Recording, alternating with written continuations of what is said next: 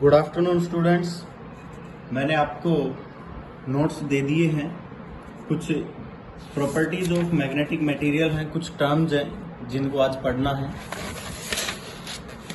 शायद ये इस मैग्नेटिज्म का लास्ट टॉपिक है, तो पहले हम इसको अच्छे से पढ़ लेते हैं बेटा। चलो देखिए, some important terms use to describe magnetic property of material. समझ आ गया? मैग्नेटिक जो प्रॉपर्टी है मटेरियल के अंदर कैसे आती है, उन टर्म्स को डिसाइड करना है। तो देखिए, सबसे पहले मैं एक डायग्राम बना रहा हूं। हमने क्या किया, हमने यहां पर एक सोलेनोइड ले ली भाई। क्या ले ली भाई? एक सोलेनोइड, यूं इस तरह से।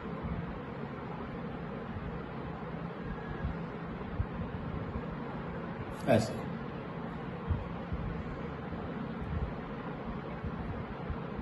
ये हमारे पास एक सोलेनोइड है। इसमें आई करंट पास हुआ। हम कहेंगे कि इसके अंदर मैग्नेटिक फील्ड पास हो गया। कितना हो गया भाई? इसको मैं बी नोट से लिख देता हूं, that is N mu naught I. ठीक है भाई। अब देखिए ध्यान से, मैंने क्या किया।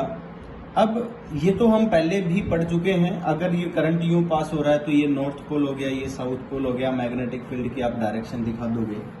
अब हमने क्या किया, यहां पर एक मैग्नेटिक मटेरियल लिया और हमने इसके बीच में रख दिया। यहां पर ये हमारे पास एक मैग्नेटिक मटेरियल है। ये क्या है? एक मैग्नेटिक मटेरियल जो हमने इस सोलेनोइड के अंदर रख दिया। मतलब हमारा सीधा सीधा मेन मकसद जो है वो मैग्नेटिक मटेरियल को मैग्नेटिक फील्ड में रखने का है, कि हम इस मैग्नेटिक मटेरियल को मैग्नेटिक फील्ड में रखते हैं। सबसे पहली टर्म मैं कहता हूं कि magnetising field. Magnetising field B not से लिखते हैं। हम ये कहते हैं कि जब हमने इसको इसके अंदर रखा तो ये मैग्नेटिक मटेरियल था ना, इसने मैग्नेटिक प्रॉपर्टी को इंड्यूस्ड करना शुरू कर दिया। और जितनी प्रॉपर्टी को इंड्यूस्ड कर रहा है वो डिपेंड करता है कि इसके अंदर कितना मैग्नेटिक फील्ड है। Means that is the magnetic field given by solenoid. That is, आप ये भी कह सकते हो, the magnetic field that exist in vacuum and induced magnetism in magnetic material is called magnetising field. मतलब एक ऐसा फील्ड जो किसी मैग्नेटिक मटेरियल को कुछ प्रॉपर्टी दे देता हो। समझ आ गया? That is having value N mu not I. जो ये सोलेनोइड ने प्रोड्यूस किया है वो हमारे पास मैग्नेटाइजिंग फील्ड है।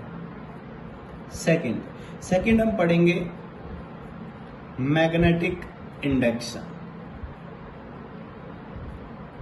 बेटा हम इसको बी एम से लिखेंगे। इस इंडक्शन नाम से आपको पता चल गया होगा। Means that is the property of a material which induced magnetic property, which induced magnetic property bye a magnetic material. जो ये मैग्नेटिक मटेरियल है ये कितनी प्रॉपर्टी को इंड्यूस्ड करता है, दैट इज मैग्नेटिक इंडक्शन। समझ आ गया होगा? जैसा कि हम इस फिगर में देख रहे हैं भाई, इसको कितना मैग्नेटिक फील्ड दिया गया? B not. जब हम मैग्नेटिक फील्ड बी नोट दे रहे हैं तो आपने ये पढ़ा होगा ना कि कोई भी जैसे मैग्नेट है वो सोलेनोइड का काम करता है। जैसे मान लीजिए ये मैग्नेट है, अब मान लीजिए इसके अंदर मैग्नेटिक फील्ड लाइंस आई तो क्या होगा कि इसके जो एटम्स है ना वो मैग्नेट बनना शुरू हो जाएंगे। और एटम मैग्नेट बनना शुरू होंगे तो इसमें करंट पास होगा। बोलो होगा कि नहीं? किसके अंदर होगा? एटम्स के अंदर पास होगा। एटम्स का मैग्नेटिक मोमेंट डेवलप हो जाएगा। क्या डेवलप हो जाएगा? Magnetic moment. मैग्नेटिक मोमेंट कब डेवलप होता है? जब उनमें करंट पास होता है। और हम क्या कहते हैं कि इसके सरफेस में यूं करंट पास हो गया। मेरी बात समझ गए कि नहीं? जैसे कि इसके सरफेस में यूं करंट पास होना शुरू हो गया। जैसे कि आपने पढ़ा था मैग्नेटिक जो bar magnet acts as a solenoid. जैसे बार मैग्नेट है वो सोलेनोइड की तरह एक्ट करता है। इसी तरह से इसमें जब मैग्नेटिक मोमेंट क्रिएट होगा तो यूं करंट पास होगा और इसके सरफेस में क्या होगा? यूं करंट पास होना शुरू हो जाएगा। और वो किसकी वजह से हुआ? जब ये मैग्नेटिक मोमेंट क्रिएट हुआ है, मतलब ये मैग्नेटाइज हुआ है। तो कितना हो गया magnetic? N mu not I formula होता है। अब यहाँ पर क्या उतना ही करंट प्रोड्यूस होगा जितना सोलेनोइड में है? नहीं, उतना नहीं होगा। इसमें स्मॉल करंट प्रोड्यूस होगा, that is I M due to magnetisation. Magnetisation की वजह से small amount of current pass होगा। अब ध्यान से देखिए, इस मैग्नेटिक मटेरियल को इस सोलेनोइड के अंदर रखा हुआ है, ध्यान से समझना है। ये सोलेनोइड है। अब सोलेनोइड का मैग्नेटिक फील्ड कहाँ है भाई? बी नॉट है। ये नॉर्थ पोल है, ये साउथ है, आपने यूं दिखाया था। अब इसके अंदर अपना खुद का मैग्नेटिक फील्ड हो गया। मतलब अगर मैं टोटल मैग्नेटिक फील्ड की बात करूं, total magnetic field inside the magnetic material B, हम क्या कहेंगे भाई? बी नॉट तो किसका है? सोलेनोइड का है, प्लस डी एम किसका है? जो इसके अंदर इंड्यूस्ड हो गया उसका है। मतलब दोनों का क्या कर देंगे हम? सम कर देंगे। क्लियर है? और इस मैग्नेटिक फील्ड की यूनिट क्या होती है? टेस्ला भी कह सकते हो और वेबर पर मीटर स्क्वायर भी कह सकते हो, क्योंकि मैग्नेटिक फ्लक्स की यूनिट वेबर होती है। ठीक है? और फ्लक्स क्या होता है? बी डॉट डी एस होता है। तो हम यहाँ से किसकी वैल्यू निकाल देंगे? ये तो 5b हो गया ना हमारे पास। 5b हमारे पास क्या है? वेबर। एरिया वेक्टर इसके नीचे जाएगा तो weber per metre square B की वैल्यू आ जाएगी। चलो ठीक है, अब आगे पढ़ेंगे। आगे ये कहता है magnetising field intensity. Magnetising field intensity.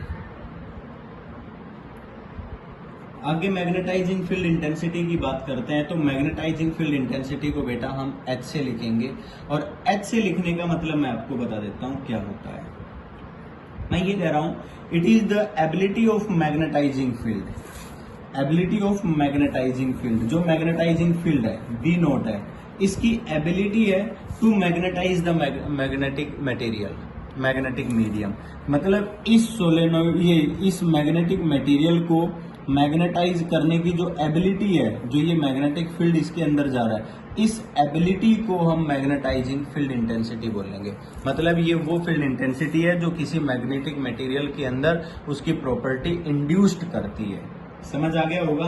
तो उसके लिए हम उसको किससे डिनोट करते हैं? H से डिनोट करते हैं, and which is equal to N into I. मतलब जो मैग्नेटिक फील्ड इसके अंदर एंटर कर गया, म्यू नॉट नहीं लिखेंगे, जो बाहर से चला गया उसकी कोई वैल्यू नहीं है, उससे कोई लेना देना नहीं है। जो मैग्नेटिक फील्ड इसके अंदर से चला गया, इसके अंदर से पास कर दिया, वो हमारे पास मैग्नेटिक फील्ड इंटेंसिटी है। That intensity is equal to N into I होता है, number of turns multiply by current. आप ये भी कह सकते हो H is directly proportional to number of turns per unit length and directly proportional to current, ये भी आप कह सकते हो। अब H आपके पास क्या आ गया? N इंटू आई हो गया। आपको पता है B not is equal to mu naught N I था। अब एन आई की जगह आपने H रख दिया, तो B not is equal to mu not into क्या हो गया? H, और H इज इक्वल टू क्या कह सकते हो? B not upon mu not भी आप कह सकते हो। दूसरा हम क्या कहेंगे? SI यूनिट की बात करेंगे। तो SI यूनिट क्या होगी? यहाँ पर मैं आपको बता देता हूँ। यहाँ पर जो H की जो SI यूनिट होगी वो होगी एम्पियर पर मीटर। क्या हो जाएगी भैया? Ampere per metre. और डायमेंशनल फॉर्मूला निकालोगे तो एम्पियर का भी आपको मालूम है और लेंथ का भी आपको मालूम है। एक मिनट में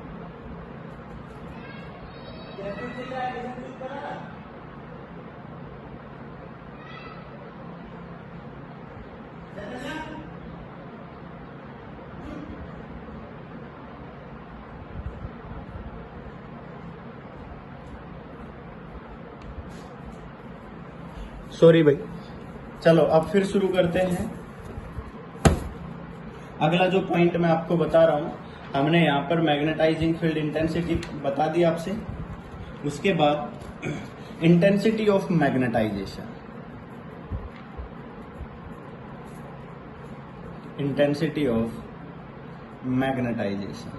अब मैं आपसे ये कह रहा हूं कि देखिए, इंटेंसिटी ऑफ मैग्नेटाइजेशन को हम M से डिनोट करते हैं। हमारा क्या था? ये सोलेनोइड है भाई।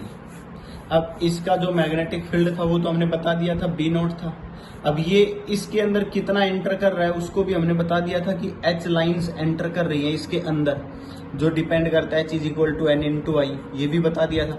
अब ये लाइन इसके अंदर एंटर करने के बाद इसको कितना मैग्नेटाइज करती है, मतलब इसके अंदर कितना मैग्नेटिक मोमेंट क्रिएट करती है per unit volume, that is intensity of magnetisation. मतलब वो मैग्नेटिक लाइंस एंटर करने के बाद ये कितना मैग्नेटाइज होता है, और ये कितना मैग्नेटाइज होता है उसको डिफाइन करने के लिए हम ये बताएंगे कि इसके अंदर कितना मैग्नेटिक मोमेंट क्रिएट हुआ, कितने एटम्स का मैग्नेटिक मोमेंट बना। जितने एटम्स का मैग्नेटिक मोमेंट बन गया उतने ही एटम का मैग्नेट बन गया, उतना ही स्ट्रॉन्ग मैग्नेट हो गया। जितने कम एटम का मैग्नेटिक मोमेंट बना उतने ही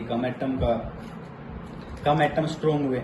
समझ आ गया। तो इसका फॉर्मूला होगा magnetic moment per unit volume. अब आपने इसका निकालना है तो मैग्नेटिक मोमेंट का भाई सीधा सीधा फॉर्मूला क्या होता है भाई, आपने पढ़ा होगा NIA होता है। आपने क्या कहा था कि इसके अंदर कितना करंट हुआ है, IM मैग्नेटाइजेशन से, NIA अपॉन वॉल्यूम क्या होता है, एरिया मल्टीप्लाई बाई लेंथ। और यहाँ पर if L is equal to unit length ले लें तो हमारे पास A से A कट गया, L की वैल्यू 1 पुट की तो मैग्नेटिक मोमेंट क्या हो गया, NIM। थोड़ी देर पहले आपने एक फॉर्मूला पढ़ा था बेटा, BM is equal to mu naught NIM पढ़ा था। तो NIM क्या है हमारे पास, M है, तो BM इज इक्वल टू क्या कह सकते हो, म्यू नॉट इंटू M। एक फॉर्मूला आपके पास ये आ गया। अगर मान लीजिए आप कहोगे सर आपने तो ये सिलेंड्रिकल ले रखी है, हम तो सीधी बार मैग्नेट लेंगे।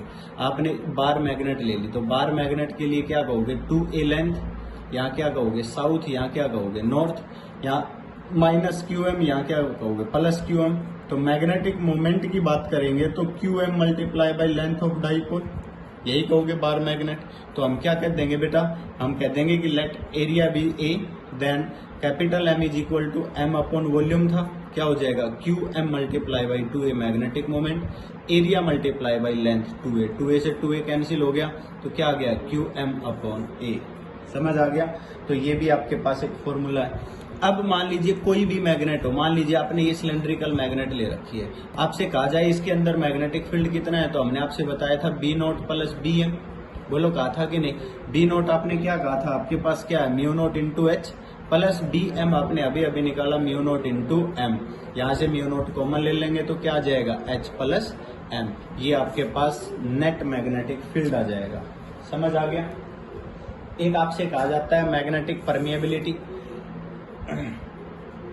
मैग्नेटिक परमिएबिलिटी की बात की जाती है जिसको आप म्यू से लिखते हो। आपको ये पता होना चाहिए मैग्नेटिक परमिएबिलिटी क्या होती है।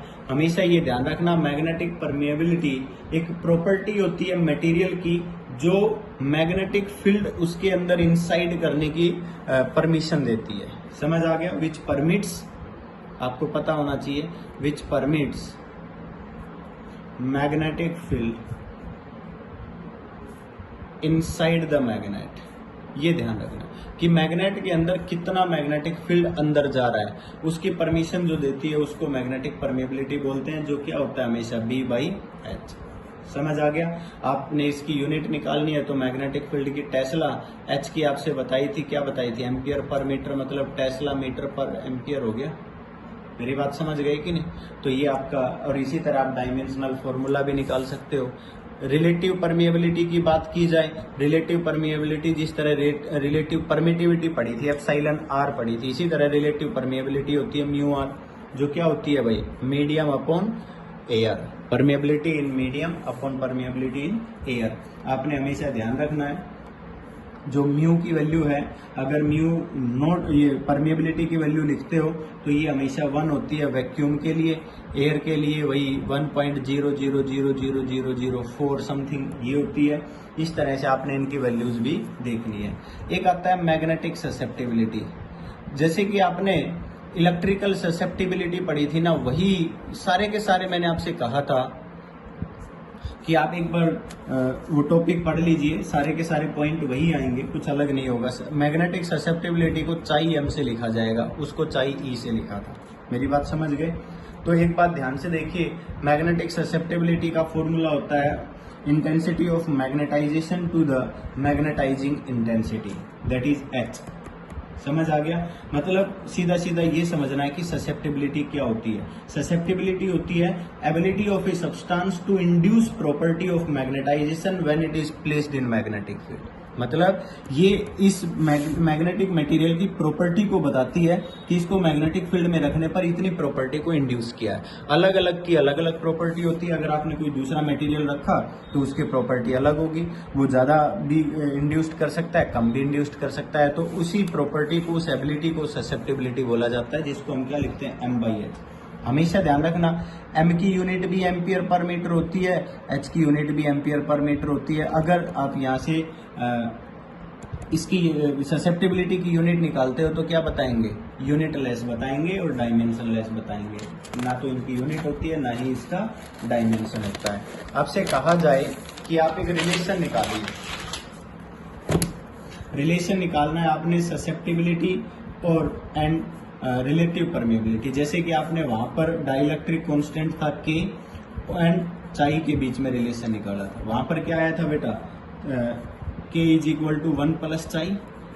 इसी तरह यहाँ पर भी हम रिलेशन निकाल कर दिखाएंगे, जो आपने यहाँ पर करंट इलेक्ट्रिसिटी में निकाल कर दिखाया था। आपने क्या पढ़ा था, जब आप किसी भी मैग्नेटिक मटेरियल को आप सोलेनोइड के अंदर रख रहे हो, रख दिया तो इसके अंदर मैग्नेटिक फील्ड कितना होगा, तो हम क्या कहेंगे, B होगा। B नोट तो किसका है भाई, सोलेनोइड का है, प्लस BM क्या है, जो इसके अंदर इंड्यूस्ड हो गया है। समझ आ गया। तो नेट क्या हो गया, B is equal to B naught plus BM। आपने क्या कहा कि हम इन दोनों की वैल्यू रखते हैं तो क्या हो जाता है, mu naught into H plus M, जो थोड़ी देर पहले हमने अभी एक रिलेशन पढ़ा था।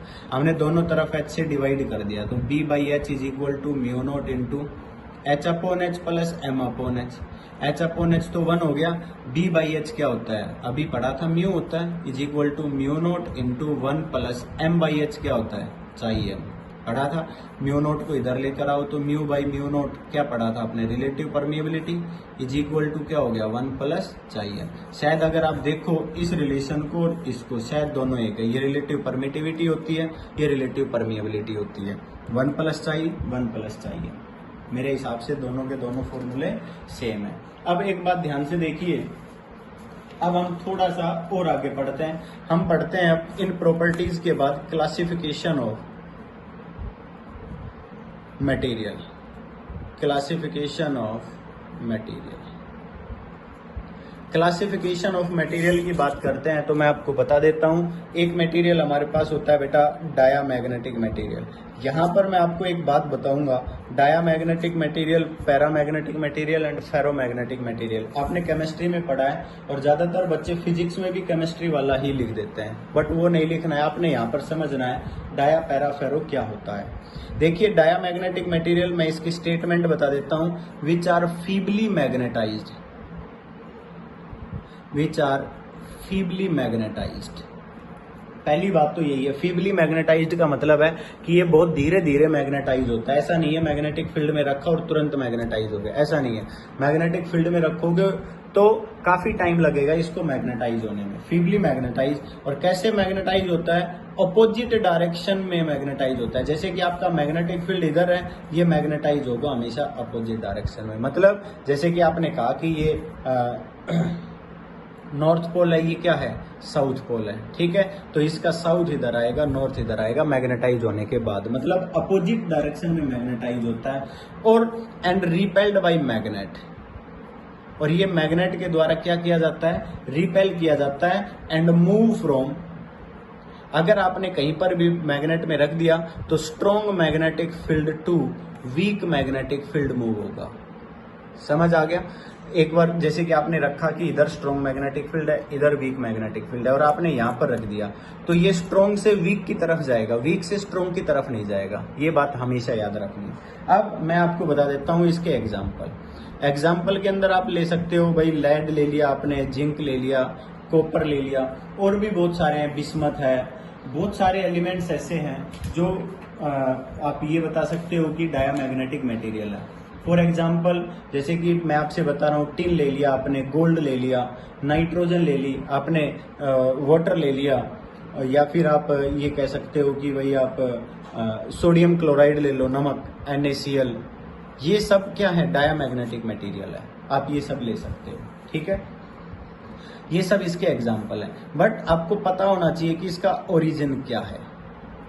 Origin of diamagnetic material. Origin मतलब आपने जो ये स्टेटमेंट पढ़ी है ना कि फीबली मैग्नेटाइज हुआ है, रिपेल हुआ है, स्ट्रॉन्ग टू वीक मूव कर रहा है, तो ये सब प्रॉपर्टी डेफिनेशन पढ़ी है ना, तो ये क्यों है, ये फीबली मैग्नेटाइज क्यों हुआ, रिपेल क्यों हुआ, समझ आ गया, ये स्ट्रॉन्ग टू वीक मूव क्यों कर रहा था। तो उसके लिए मैं आपको बता देता हूँ कि जैसे कि इन लेड के अंदर जो भी हमने ये जिंक बताया, कॉपर बताया, इनके अंदर क्या होता है कि स्पिन बनते हैं एटम के।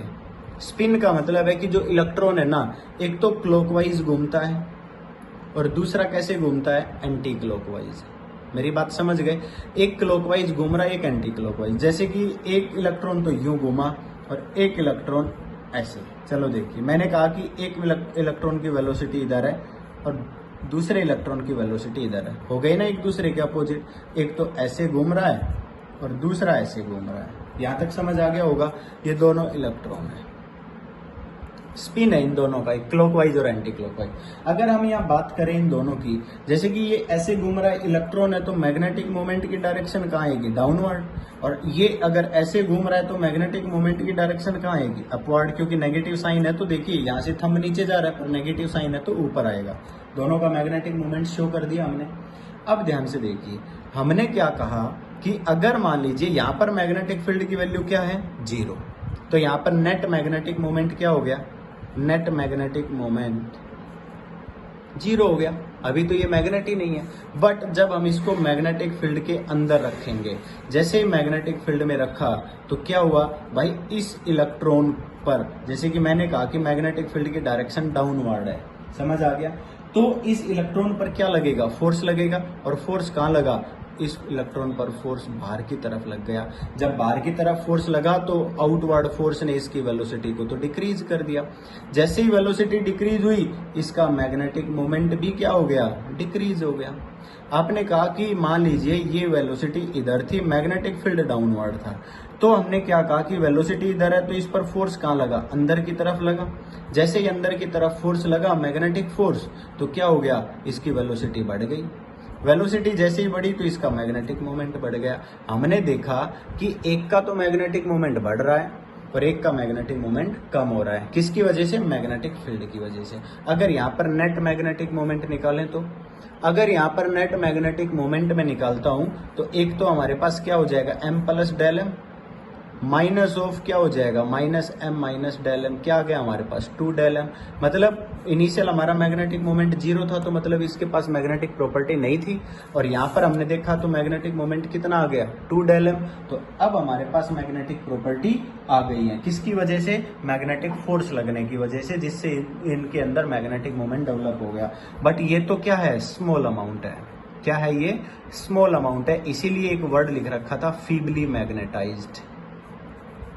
समझ आ गया, मतलब बहुत धीरे धीरे मैग्नेटाइज होता है। अब दूसरी बात, प्लस आ रहा है, प्लस आ रहा है, इसका मतलब क्या है कि जहां हमने मैग्नेटिक फील्ड दिया था, हमने मैग्नेटिक फील्ड कहाँ दिया, नीचे, और मैग्नेटिक मोमेंट प्लस किधर है, ऊपर। मतलब ये दोनों एक दूसरे से क्या है, अपोजिट डायरेक्शन में। इसका मतलब ये अपोजिट डायरेक्शन में मैग्नेटाइज हो रहा है। तो ये वर्ड भी मैंने आपसे बताया था, अपोजिट डायरेक्शन में मैग्नेटाइज होगा।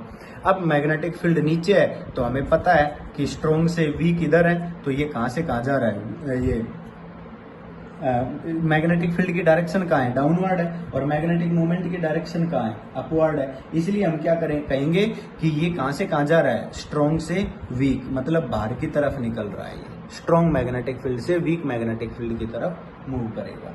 क्लियर है। तो ये हमने किसका ओरिजिन बताया, डायामैग्नेटिक मटेरियल का। और सबसे इंपॉर्टेंट पॉइंट मैं ये बता देता हूं, ये पूछा जाता है, अगर हम टेम्परेचर इंक्रीज कर दें तो इस मैग्नेटिक मोमेंट पर क्या इफेक्ट होगा। तो आपने बताना है कि टेम्परेचर इंक्रीज करने पर या डिक्रीज करने पर इनके मैग्नेटिक मोमेंट पर कोई इफेक्ट नहीं होगा। मोस्ट इंपॉर्टेंट पॉइंट है, समझ आ गया। Second, paramagnetic material.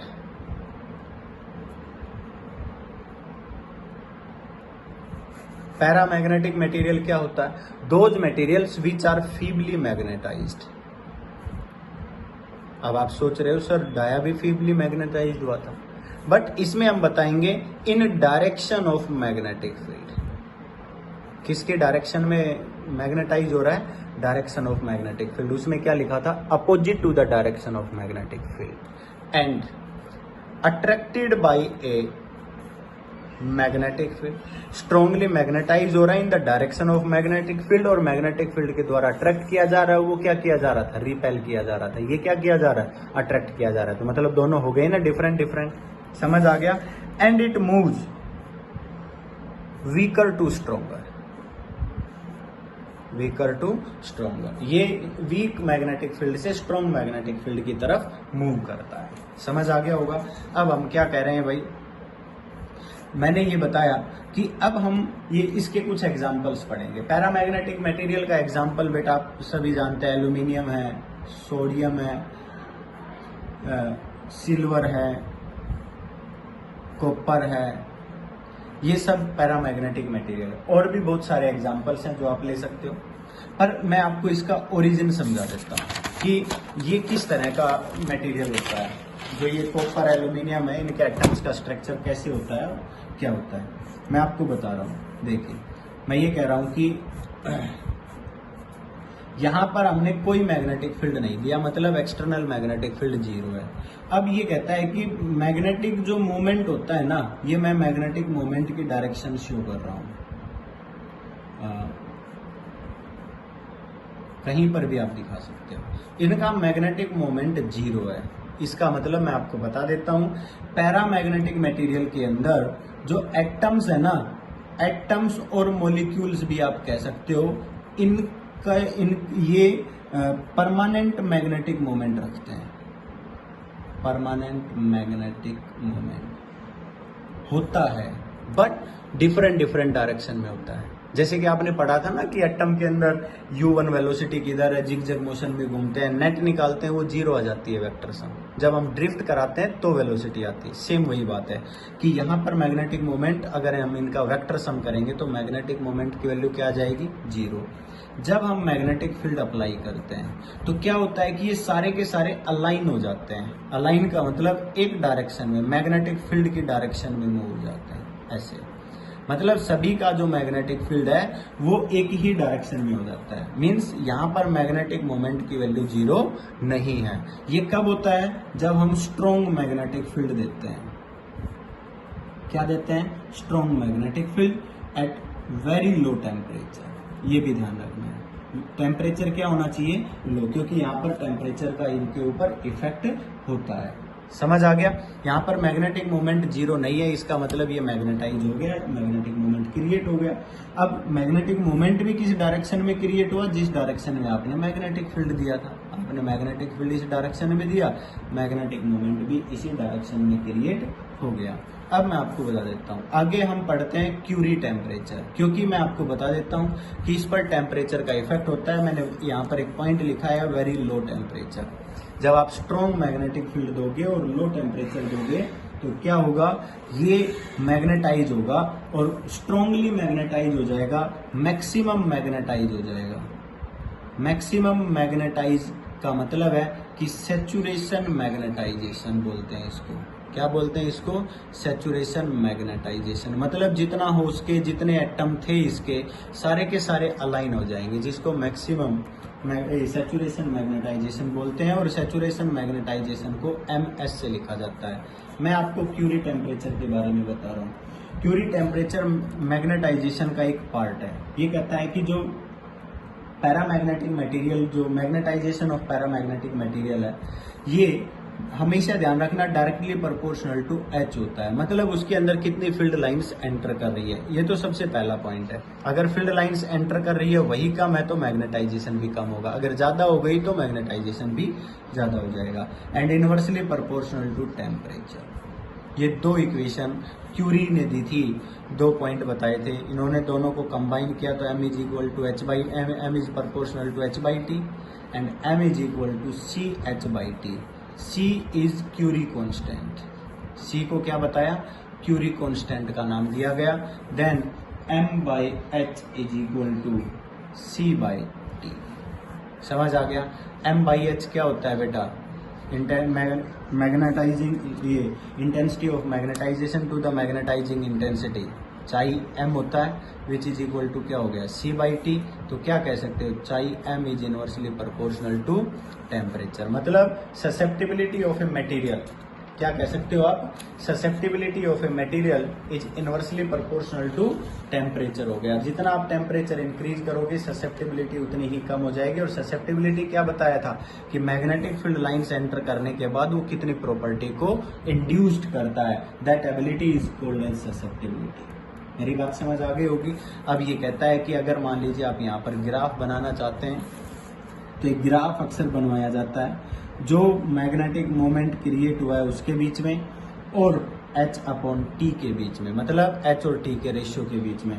तो ये ग्राफ हमारा इस तरह का ग्राफ आता है और यहाँ पर ये सैचुरेशन कंडीशन जिसको MS बोलते हैं, समझ आ गया। ये कंडीशन क्या आ गई, सैचुरेशन कंडीशन। पॉइंट क्लियर हो गया। इसको बोलते हैं क्यूरी-लो रीजन, क्यूरी-लो रीजन, समझ आ गया होगा। तो ये हमारे इस ग्राफ के अंदर 2 पॉइंट थे, आपको पता होना चाहिए। जो चाई एम है वो टेम्परेचर के इनवर्सली प्रोपोर्शनल होगा। अब मैं आपको बता देता हूँ लास्ट जो है magnetic material, ferromagnetic material.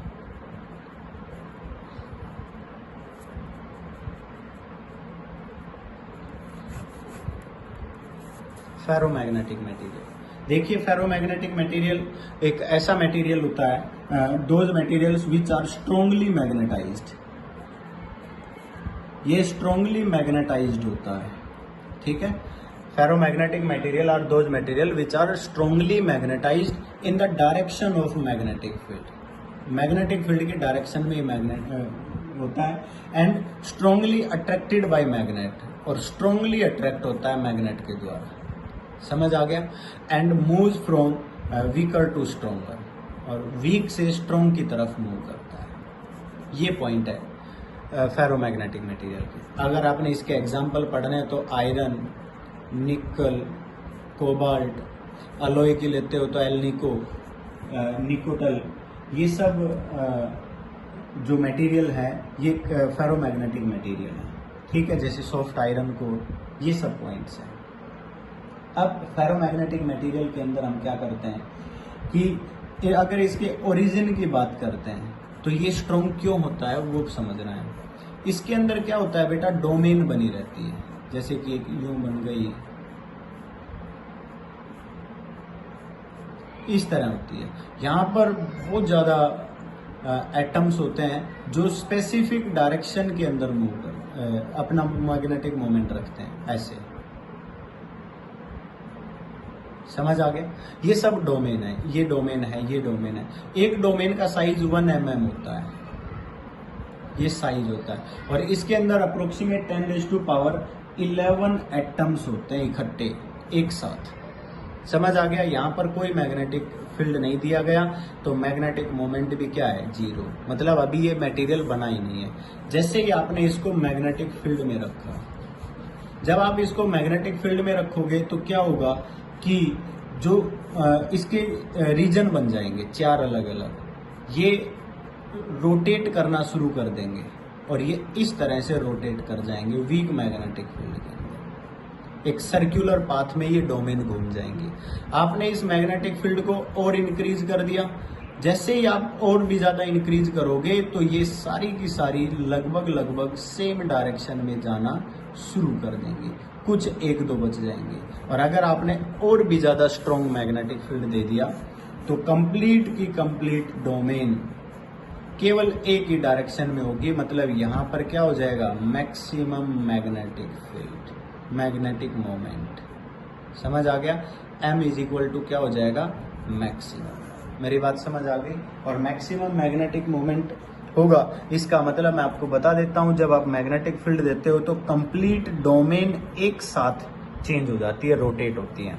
Magnetic field देने से डोमेन रोटेट होती है, और डोमेन अगर रोटेट होती है तो आपको पता है कि एक डोमेन में कितने एटम है, 10⁻11। पैरा में क्या कहा था कि एटम घूम रहे हैं, मेरी बात समझ गए, एक एक एटम को घुमाया जा रहा था, यहाँ पर पूरी डोमेन को घुमाया जा रहा है। डोमेन के अंदर 10⁻11 एटम है, जब एक डोमेन घूमेगी तो सीधे इतने एटम घूम जाएंगे, इतने एटम का मैग्नेटिक मोमेंट आएगा। तो मतलब क्या बोला था हमने, स्ट्रांगली मैग्नेटाइज बोला था।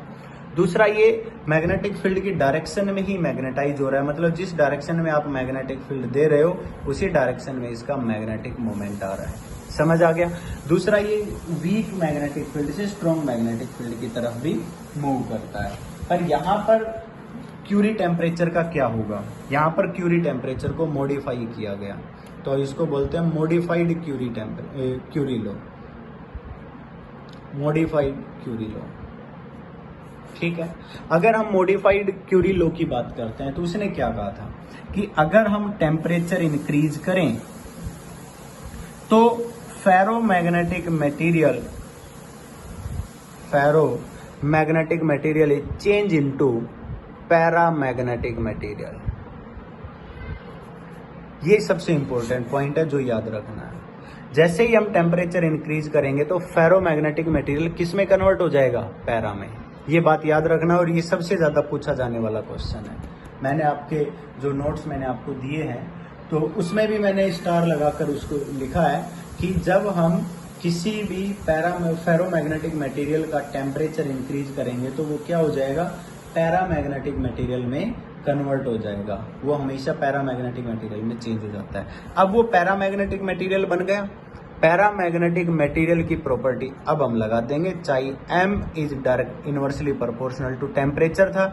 अब जिस टेम्परेचर पर वो बना है ना, उस टेम्परेचर को हम बोलेंगे क्यूरी टेम्परेचर, क्यूरी टेम्परेचर। और हमने इसको T माइनस TC लिख दिया। और यहां पर एक बात याद रखनी है, T is greater than TC होता है।